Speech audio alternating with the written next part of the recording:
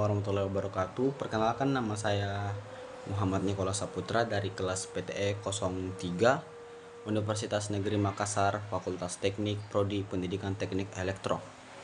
Jadi tujuan saya membuat video ini untuk mengerjakan tugas diferensial parsial dan linear approximation. Baik, tanpa berlama-lama langsung saja kita ke videonya. Baik, untuk soal pertama yaitu 1. Turunan parsial campuran.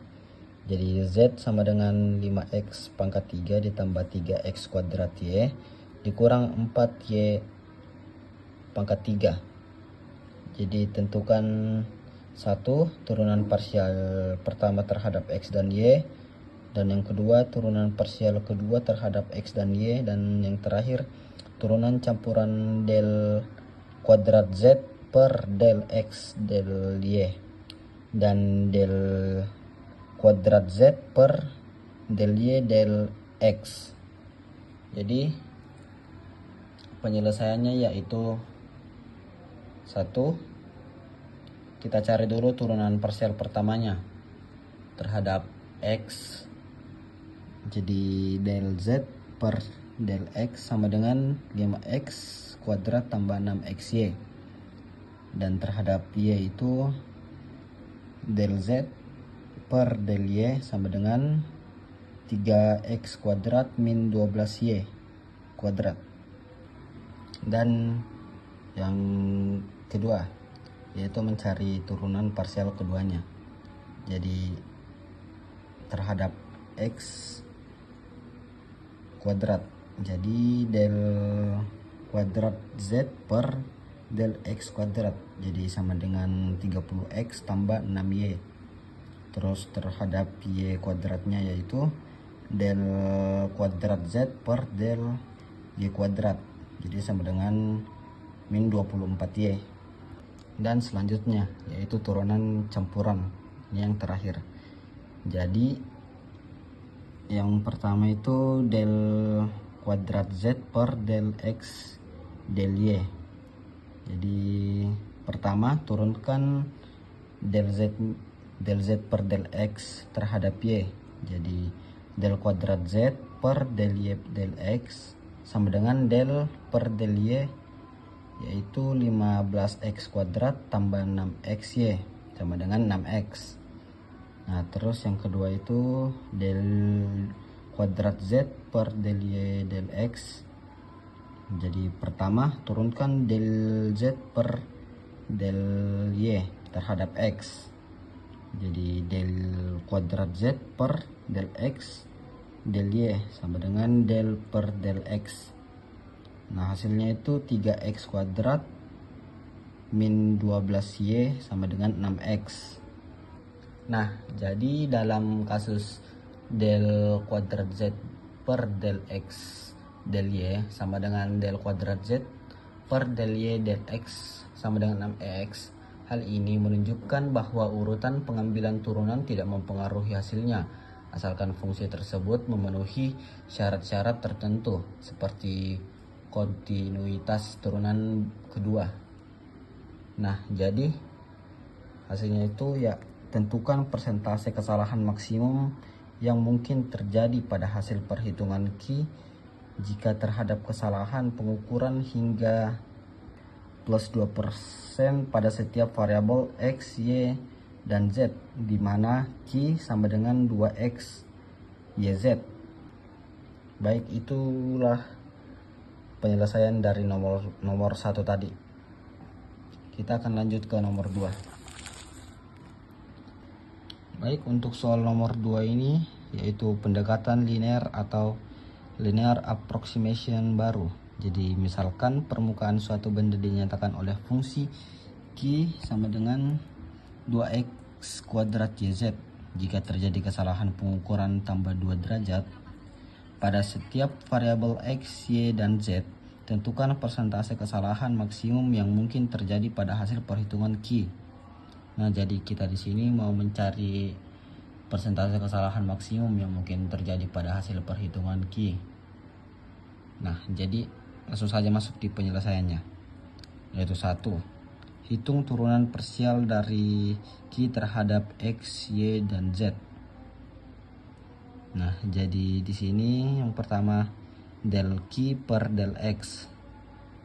Jadi sama dengan 4X YZ. Untuk del Q dy itu sama dengan 2X kuadrat Z. Yang ketiga del Q per del Z sama dengan 2X kuadrat Y. Baik, untuk penyelesaian keduanya itu tentukan kesalahan diferensial total dalam D per dq.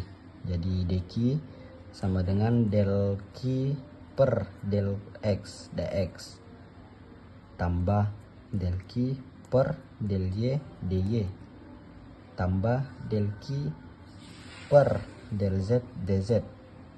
Kita tulis lagi di bawah. dq sama dengan, jadi kita kan sudah dapat hasilnya itu del Q per dx nya itu di atas ini 4x yz. Jadi kita tulis di bawah sini, terus tulis lagi dx nya, terus ditambah kan del Q per dy sudah juga didapatkan hasilnya yaitu 2x kuadrat z.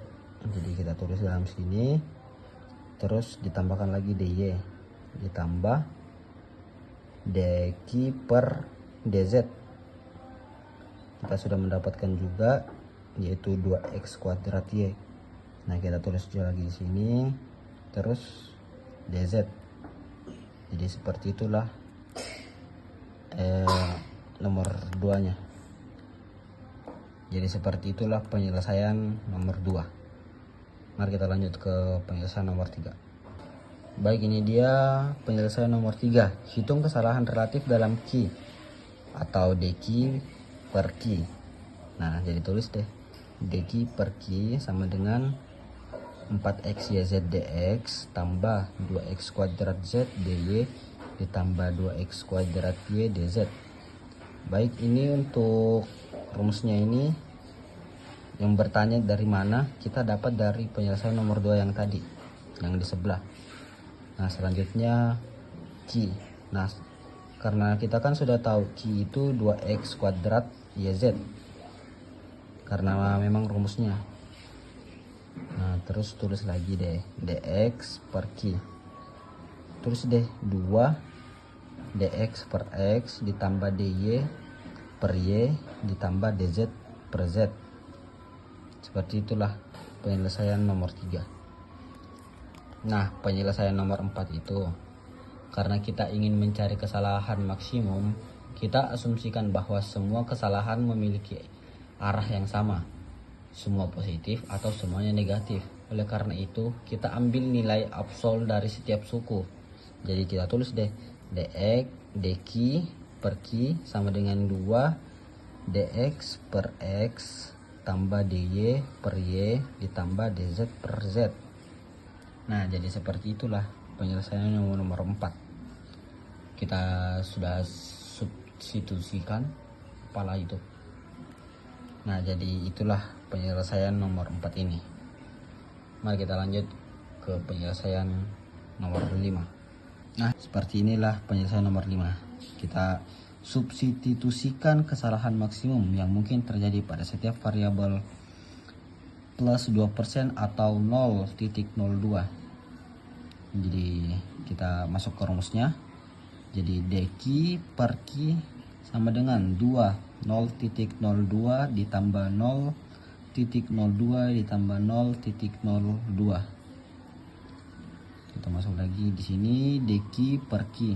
Jadi sama dengan 0,04. Kenapa bisa 4? Karena di sini ada 2, jadi 2 tambah 2 kan 4. Nah, terus 0.02 tambah 0.02. Nah, yang buat bertanya kenapa ini tidak 4 juga, karena ini kan cuma ada di depan. Jadi di sini cuma 4, yang lainnya tidak bertambah. Jadi hasilnya dari semua ini adalah 0.08. Jadi seperti itulah penyelesaiannya untuk yang nomor 5. Nomor 5, penyelesaian kelima. Nah, untuk penyelesaian terakhir, jadi kita konversi kesalahan relatif menjadi persentase. Jadi persentase kesalahan maksimum itu 0,08. dikali 100%, jadi sama dengan 8%. Nah, jadi persentase kesalahan maksimum yang mungkin terjadi pada hasil perhitungan Q adalah plus 8%. Nilai kesalahan maksimum terjadi ketika semua kesalahan pengukuran memiliki arah yang sama, karena ini memaksimalkan dampak kumulatif kesalahan pada hasil akhir.